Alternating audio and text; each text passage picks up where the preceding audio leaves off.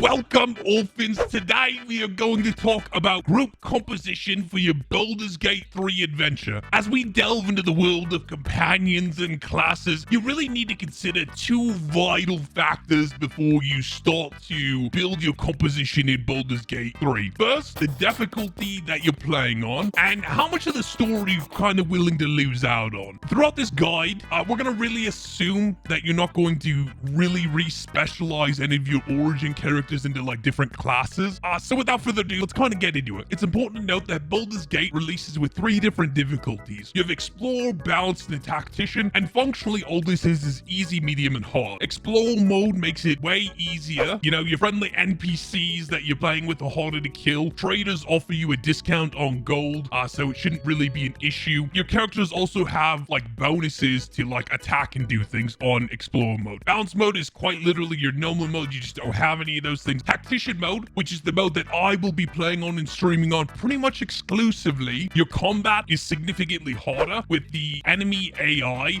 targeting your like weaker party members to try to kill them, like your wizards, sorcerers, and bards, which I will be playing as a bard in mine, comparative to your like frontline tanky characters that have higher armor class. So that's functionally all you really need to know about Tactician. It's basically just harder. Enemies have more hit points. You know, they hit a little bit harder. To be honest, I don't think Tactician mode is that hard, but we're gonna later do a video about how to maybe properly do combat, because I've seen a lot of people play this game and the combat is kind of weak. Looking at the kind of like roles of your party, you get 4 characters in your composition. One that is your kind of origin character, and then you get 3 companions. I'm gonna try to break down some of these roles in a way that is very, very easy to understand and kind of tries to pull from different games, mostly being MMOs. First of all, you got your tank role. I feel like this is very obvious for most gamers. Your ideal frontline protection. There's different classes that can fit a lot of these different roles, so it's kind of important to look at them as like, you know, these are things that I want in my party. So you have a tank role, which is kind of what it sounds like, something that's going to be in the front. It can take lots of hits. You're kind of an off-tank role. Off-tank is a little bit weird for Baldur's Gate 3. A lot of times this ends up being a secondary melee, but you don't want to get hit a lot, but also does a high amount of damage.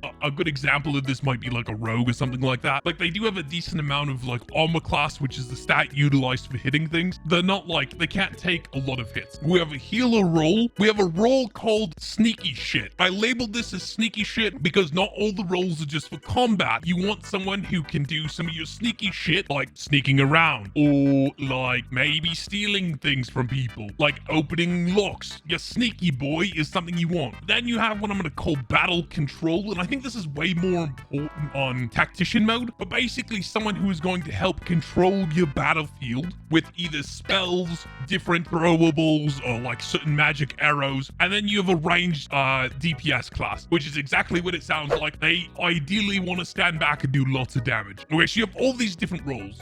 The tank a lot of times can be a fighter, a moon druid, a barbarian, a paladin. Those are kind of the things. Off tank can be like a rogue, monk, ranger, depending on what you do. Healer, cleric, druid, bard. Actually, paladin in BG3 can somewhat do a healer role because of some of their auras. You sneaky boys are like your rogues. Rogues are like the stereotypical sneaky boy, right? That's what they do. All of you in my chat who say you're sneaky, you're a fucking rogue. And then our last role is going to be the face. And I think I might have taken this from another RPG called Shadowrun, but functionally it's your character that is going to do all of the talking. They have the Riz. Your face is your Riz character. That's really all you need to know. It's important to remember that your 2 priorities when you're building a comp is how much battle readiness do I need, and this increases the higher the difficulty. Like, how well you are able to do combat is highly dependent on how hard of a difficulty you play, because the easier modes you can get away with doing some stupid shit. Okay, that's just the truth. Harder modes you probably can get away with doing a lot of stupid shit depending on how good you are, or no stupid shit depending on how bad you are. The next aspect besides combat readiness is, do I have all of the skills to cover the role play aspects in Baldur's Gate? This is your charisma. This is being able to open chest locks, being able to see things.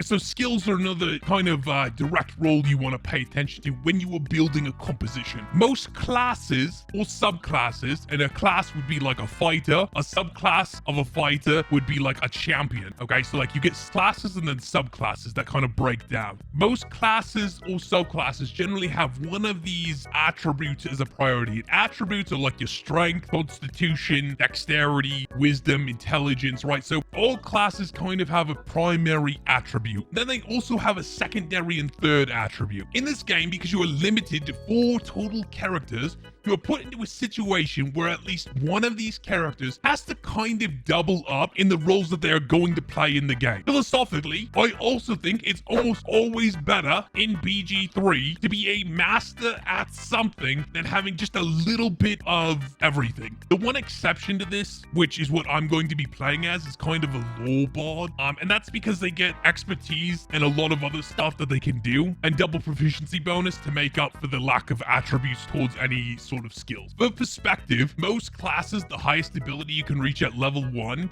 is something like a +5 to a skill. And there's lots of different skills associated with kind of like attributes. So like a good example would be a strength attribute. One of the skills associated with it is athletics. Dexterity has acrobatics associated with it, sleight of hand, stealth, open lock. So, you know, we have a lot of things to kind of cover with attributes and skills. So it's important to pick a variety of companions and customize characters to cover as many of these skills and roles as possible depending on the difficulty that you're playing in. So you want to hit as many skills as possible with high numbers, as well as like have kind of a set of roles for combat in there. Another consideration, which I'm not going to really go into too much, is gearing, like what type of armor and stuff your character is going to be wearing. I'm not going to delve into this too much, but I think it's kind of important to have characters that have different gearing options, so that way you don't get gear starved on any one of your characters. Because if you only have like one plate mail drop and all of your characters need to wear plate mail, it's not going to be ideal. I'm going to give you kind of a couple compositions that maybe you would want to try. First of all, we're going to start off with a very standardized traditional comp, okay? This is like if you've ever played D&D or a lot of like games in general, this tends to be the like standardized composition that you might see, which is going to be a tank, a healer,